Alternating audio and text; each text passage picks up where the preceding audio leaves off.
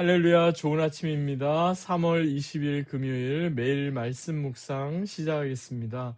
오늘 우리에게 주시는 하나님 말씀은 신약 고린도 후서 5장입니다. 고린도 후서 5장 14절부터 마지막 21절까지의 말씀 제가 봉독하겠습니다. 하나님의 말씀입니다. 그리스도의 사랑이 우리를 강권하시는도다. 우리가 생각하건대 한 사람이 모든 사람을 대신하여 죽었은즉 모든 사람이 죽은 것이라. 그가 모든 사람을 대신하여 죽으심은 살아있는 자들로 하여금 다시는 그들 자신을 위하여 살지 않고 오직 그들을 대신하여 죽었다가 다시 살아나신 이를 위하여 살게 하려 하심이라. 그러므로 우리가 이제부터는 어떤 사람도 육신을 따라 알지 아니하노라. 비록 우리가 그리스도도 육신을 따라 알았으나 이제부터는 그같이 알지 아니하노라. 그런즉 누구든지 그리스도 안에 있으면 새로운 피조물이라. 이전 것은 지나갔으니 보라 새 것이 되었도다.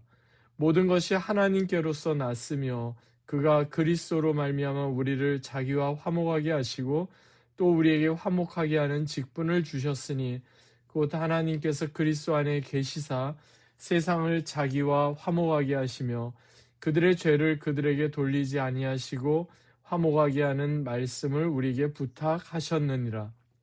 그러므로 우리가 그리스도를 대신하여 사신이 되어 하나님이 우리를 통하여 너희를 권면하시는 것 같이 그리스도를 대신하여 간청하노니 너희는 하나님과 화목하라. 하나님이 죄를 알지도 못하신 이를 우리를 대신하여 죄로 삼으신 것은 우리로 하여금 그 안에서 하나님의 의가 되게 하려 하심이라. 아멘. 이는 우리에게 주시는 하나님의 말씀입니다. 주님 감사합니다. 본문을 중심으로 그리스도의 사랑이 우리를 강권하시는도다.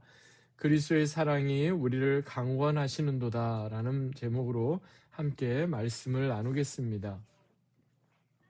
한참 동안 만나지 못했던 옛 친구나 옛 지인을 만나게 되면 의뢰에 건네는 말이 있습니다. 어쩜 옛날이나 지금이나 하나도 안 변했습니까? 옛 모습 그대로입니다 라는 말입니다.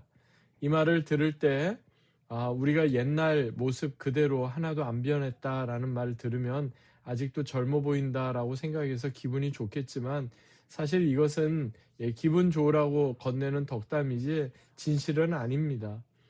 여러분, 변하지 않는 게 좋은 것입니까? 아니면 변하는 것이 좋은 것입니까? 사실 우리에게 있어서는 이 두 가지가 다 요구됩니다. 변해야 하는데 변하지 않는 것, 그것도 문제고요. 변하지 말아야 하는데 변해버리는 것, 그것도 문제가 되기 때문입니다. 우리의 신앙과 삶에 있어서 변해야 할 부분이 있고 변하지 말아야 할 부분이 있기 때문입니다. 그래서 변해야 할 부분, 즉 성숙되어져야 할 부분은 계속해서 성숙되어야 하고 변하지 말아야 할 부분, 즉 변질되거나 바뀌지 말아야 할 부분은 끝까지 바뀌지 말아야 하는 겁니다. 여러분, 그렇다면 무엇이 변해야 할 부분이고 무엇이 변해서는 안 되는 부분이겠습니까? 혹자는 이것을 가리켜 우리 마음을 달아보는 저울이다 이렇게 표현했습니다. 마치 무게를 정확하게 재는 저울처럼 우리 마음의 무게를 재는 거죠. 우리 마음의 숨은 동기와 의도가 무엇이있는지를 확인해 보는 거다 하는 겁니다. 가령 이런 겁니다. 열정이 중요한데 그 열정이 너무나 커서 자칫 욕심이 되지 않도록, 사랑이 중요하지만 그 사랑이 어느 한쪽에만 치우쳐서 자칫 왜곡이나 집착이 되지 않도록, 또 자신감도 중요하지만 그 자신감이 너무나 커서 자칫 자만심으로 바뀌지 않도록, 여유가 중요하지만 그것 역시 자칫 게으름이 되지 않도록, 슬픔이 때로는 우리를 무거울게 만드는데 그 슬픔 때문에 우리가 깊은 우울감에 빠지지 않도록, 고독도 중요하지만 그 고독이 자칫 외로움에 너무나 이렇게 빠져버리지 않도록, 이 모든 것들을 우리가 생각해 보면요, 사실 우리 마음에 숨은 동기가 무엇인지를 확인하게 되는 거죠. 그렇지 않으면 우리는 자칫 변해야 할 부분과 변하지 말아야 할 부분을 쉽게 혼동하게 되는 겁니다.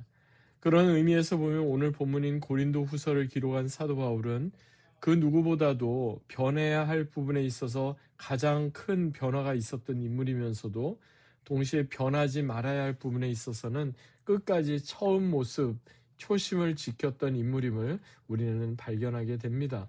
오늘 이 부분을 좀 살펴보기 원하는데요. 본문이 시작되는 14절을 보면은 처음 이렇게 시작합니다. 그리스도의 사랑이 우리를 강권하시는도다. 사도 바울은요, 가장 먼저 그리스도의 사랑이 우리를 강권하신다 이렇게 말씀하고 있습니다.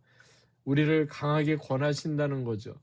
한마디로 그는 그리스도의 사랑에 붙잡혔고 그리스도의 사랑에 압도되었으며 그리스도의 사랑에 지금도 통제받고 있는다. 이런 의미로 우리가 이해할 수 있겠습니다. 그가 갈라디아서 1장에서 고백했던 것처럼 그는 과거에 주님의 몸된 교회를 핍박하며 잔해하며 하나님과 무관하게 그리스도와 무관하게 그릇된 열심으로 살았던 그런 사람이었습니다. 하지만 그가 살기 등등하여 예수님 믿는 사람들을 잡아 죽이기 위해 다메섹으로 가던 길에 그는 부활하신 예수님을 만나고 비로소 강권하시는 그리스도의 사랑에 압도됩니다. 그리고 이처럼 강권하시는 그리스도의 사랑에 압도된 그는 삶의 모든 것이 완전히 달라지게 됩니다. 그래서 오늘 본문도 15절 보니까 이렇게 말씀합니다. 그가 모든 사람을 대신하여 죽으심은 살아있는 자들로 하여금 다시는 그들 자신을 위하여 살지 않고 오직 그들을 대신하여 죽었다가 다시 살아나신 이를 위하여 살게 하려 함이다 라고 말입니다. 어떻게 보면 지금 사도 바울의 이 고백은 마치 코페르니쿠스가 지구는 둥글다라고 선언한 코페르니쿠스적인 그런 어떤 대단한 큰 변혁이다 이렇게 비유해 볼 수가 있겠습니다. 이것을 분명히 알고 깨닫고 경험한 사람만이 할 수 있는 고백이기 때문입니다. 그리고 이러한 강권하시는 그리스도의 사랑 때문에 사도 바울은 더 이상 자신을 위해서 사는 자가 아니라 평생 주를 위해서 사는 자로 그렇게 헌신하며 사역을 감당할 수 있었던 것을 보게 됩니다. 이처럼 사도 바울을 변화시켰던 그리스도의 강권하신 사랑은요, 한마디로 표현하면 Ministry of Reconciliation, 화해의 사역이다 이렇게 정의를 할 수가 있겠습니다. 그렇다면 이러한 강권하시는 사랑, 즉 화해의 사역은 우리 가운데 어떻게 나타나며 어떻게 전해질 수가 있겠습니까? 오늘 본문 안에서 몇 가지 그것을 우리는 발견하게 되는데요. 첫 번째는 그리스도 안에 있는 것에서부터 시작된다는 사실입니다. 본문 17절을 보니까 그 유명한 말씀이 나오죠. 그런즉 누구든지 그리스도 안에 있으면 새로운 피조물이라 이전 것은 지나갔으니 보라 새 것이 되었도다. 그리스도 안에 in Christ라는 이 짧은 표현은요, 아주 심오한 의미를 담고 있습니다. 무슨 의미냐면 그 이전까지 우리는 그리스도 바깥에 있었다는 거고요. 그 이전까지 우리가 그리스도 바깥에서 자랑 삼았던 것, 우리가 그 이전에 의지했던 것들이 이제는 다 달라져야 한다는 겁니다. 마치 하나님께서 창세기 1장 1절에 천지를 창조하시듯이 그리스도 안에 우리가 있으므로 이제 모든 것을 새롭게 바꾸어 주신다는 겁니다. 그리고 그리스도 안에 있는 사람은 더 이상 자기 자신을 위해서 사는 자가 아니라 자연스럽게 그리스도를 위해서 사는 자로 변모된다는 사실입니다. 두 번째로 화해의 사역, 강권하시는 그리스도의 사랑을 경험한 사람은요, through Christ, 그리스도로 말미암아 가능해진다는 사실입니다. 본문 18절, 19절 보니까 이렇게 말씀하고 있습니다. 모든 것이 하나님께로서 났으며 그가 그리스도로 말미암아 우리를 자기와 화목하게 하시고, 그리스도로 말미암아 본문에서 화목하게 하다, 화목 또는 화해로 번역된 reconciliation은요, 원래 정치적인 용어라고 알려져 있습니다. 그런데 이러한 화해 사역이 가능해진 것이 바로 그리스도로 말미암았기 때문이라는 겁니다. through Christ, 즉 우리의 중재자 되신 예수님을 통해서 가능해졌다는 겁니다. 여러분, 우리가 스스로 죄를 뉘우치고 회개했다고 해서 저절로 우리가 용서함을 받고 모든 게 끝나는 게 아닙니다.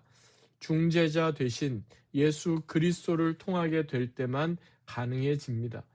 그래서 예수 그리스도로 말미암아 우리는 하나님께로 나아가게 되고 예수 그리스도로 말미암아 우리는 화목케 하는 직분, 사역을 감당하게 되는 겁니다. 세 번째로 화해의 사역은 Christ be help, 그리스도를 대신하여 완성된다 하는 사실입니다.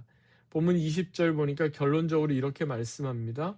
그러므로 우리가 그리스도를 대신하여 사신이 되어 하나님이 우리를 통하여 너희를 권면하신 것 같이 그리스도를 대신하여 간청하노니 너희는 하나님과 화목하라. 그리스도를 대신하여 반복적으로 지금 말씀하고 있죠. 여러분 그렇습니다. 그리스도를 대신하는, 즉 우리가 그리스도의 사신 크라이스트 앰베서더 역할을 감당하게 된다는 겁니다.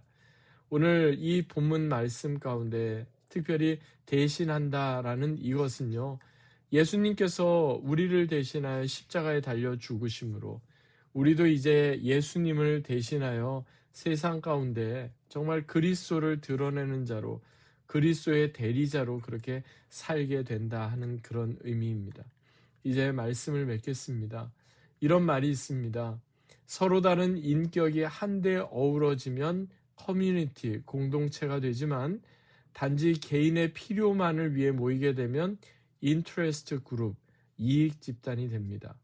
그래서 공동체는 자연스럽게 형성되는 데 반하여 이익 집단은 인위적으로 형성되며 공동체는 서로의 인격을 존중하고 사랑하고 또 서로를 세워주는 데 반하여 이익 집단은 필요가 없어지면 언제라도 와해되고 맙니다. 여러분, 오늘날 교회가 점점 세상 가운데 손가락질을 당하고 또 점점 불신과 어떤 비판의 대상이 되는 것은 교회가 공동체로서의 역할보다는 이익 집단처럼 보이기 때문이 아닐까 생각합니다. 예수님께서 이 땅에 교회를 세우신 목적은 이기적인 목적을 추구하라고 교회를 세우신 것이 아닙니다. 예수님께서 이 땅에 교회를 세우신 것은 여전히 하나님을 거부하는 세상 가운데서도 하나님과 화목하며 이 땅에 하나님의 나라를 직접 보여주고 살아내는 공동체를 세우기 위함이었습니다. 지금도 강권하시는 그리스도의 사랑 때문에 우리가 교회인 주님의 몸된 교회 공동체를 통해 하나님께서 우리에게 원하시는 화해의 사역을 이어가야 하는 겁니다.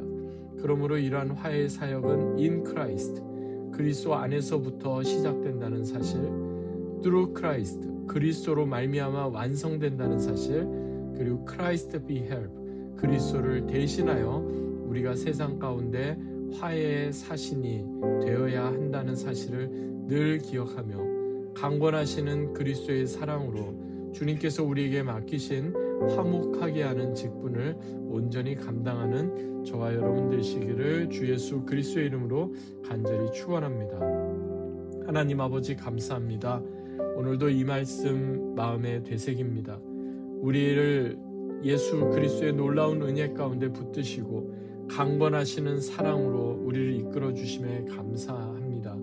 주님, 화목해 하는 직분을 잘 감당해내는 믿음의 사람들 되게 하옵소서. 감사드리며 존귀하신 주 예수 그리스도의 이름으로 간절히 기도하옵나이다. 아멘. 오늘도 이 말씀 기억하며 믿음으로 승리하는 귀하고 복된 하루 되시기 바랍니다. 주님의 이름으로 축복합니다.